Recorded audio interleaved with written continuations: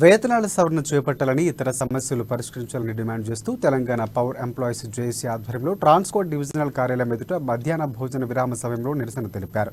రాష్ట్ర కమిటీ పిలుపు మేరకు గత 4 రోజులుగా నల్ల బ్యాడ్జీలు ధరించి నిరసన వ్యక్తం చేస్తున్నామని జేఏసీ చైర్మన్ సుద్దాల శ్రీనివాస్ తెలిపారు. సమస్యల పరిష్కారం కోసం న్యాయమైన డిమాండ్ల సాధన కోసం తమ పోరాటం కొనసాగుతుందని స్పష్టం చేశారు. ప్రభుత్వంతో చర్చలు విఫలం కావడంతోనే సమ్మె బాట పట్టినట్లు వారు తెలిపారు. మార్చి 3, 4 తేదీల్లో ఎస్సీ కార్యాలయం ఎదుట ఆందోళనకు దిగుతామని తెలిపారు. అన్ని యూనియన్ల ఆధ్వర్యంలో కార్మికులు సిబ్బంది పాల్గొనడం జరుగుతుందని వెల్లడించారు.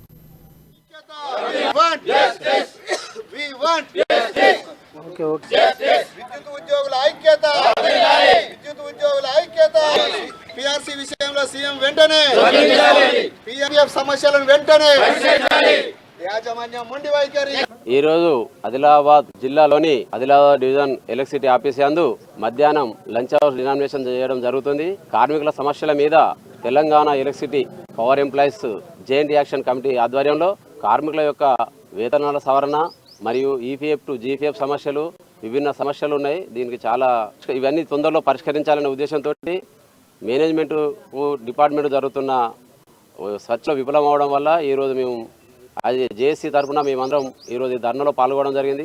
గత 4 రోజుల నుంచి నల్ల బ్యాడ్జీలతో నిరసన వ్యక్తం చేస్తూ ఈరోజు మేము lunch hour demonstration division office యందు మరియు రేపు కూడా lunch hour demonstration division office యందు, మరుసటి రోజు 3 తారీఖు 4 తారీఖులో ఎస్సీ ఆఫీస్ యందు లంచ్ అవర్ డినామినేషన్ చేయడానికి నిర్ణయించాం. ఇది హైదరాబాద్ నుంచి వచ్చిన మా హైకమాండ్ నిర్ణయం ప్రకారం ఆల్ జిల్లాలో ఉన్నటువంటి ఆల్ జేఏసీ ఆల్ ఎలక్ట్రిసిటీ ఎంప్లాయీస్ది అందరూ కలిసి ఈ నిర్ణయంతో ధర్నా చేస్తాం.